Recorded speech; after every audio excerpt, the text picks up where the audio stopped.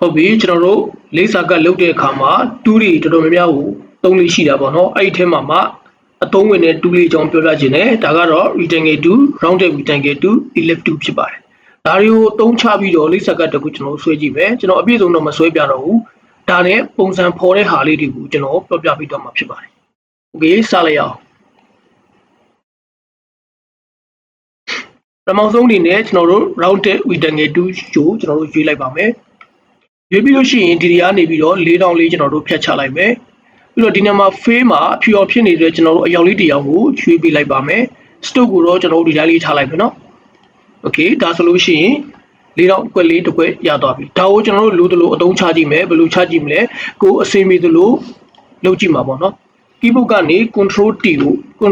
နှိပ်ပြီးတော့ select မှတ်လိုက်မယ်ပြီးလို့ရှိရင် right click နှိပ်ပြီးတော့ distort ကိုကျွန်တော်ရွေးမယ်ပြီးတော့လိုသလိုလေးကျွန်တော်တို့နေရာချလို့ရတယ်ကိုထားခြင်းသလိုကိုပုံဖော်ခြင်းသလိုဖော်လို့ရတယ်နော်ပြီးရင် enter ခေါက်မယ် okay နောက်ပြီးတော့နောက်တစ်မျိုးထပ်ပြောမယ်နောက်တစ်ခုကလည်းအဲ့ဒီတိုင်းပဲ rounded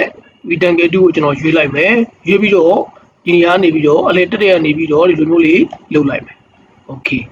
ဒါဆိုလို့ရှိရင်ပုံစံတစ်မျိုးရသွားပြီပေါ့ okay နောက်တစ်မျိုးလေးထပ်ဆွဲကြည့်မယ်ဒီအပေါ်မှာပဲကျွန်တော်တို့ဘာနဲ့ဆွဲမလဲဆိုလို့ရှိရင် ellipse 2နဲ့ကျွန်တော်တို့ဆွဲကြည့်မယ်ဟုတ်ပြီနော် ellipse 2နဲ့ကျွန်တော်ဆွဲကြည့်မယ် ellipse 2ကိုကျွန်တော်ရွေးလိုက်မယ်ရွေးပြီးတော့ဒီနေရာမှာစဝိုင်းလေးတစ်ခုဆွဲလိုက်မယ်ပြီးရင်လွှတ်လိုက်မယ် okay အဲ့တော့ကိုလိုတလိုလုပ်လို့ရတယ်နော်ဒီမှာကrounded rectangle 2ရှိမယ် rectangle 2ရှိမယ် ellipse 2ရှိမယ်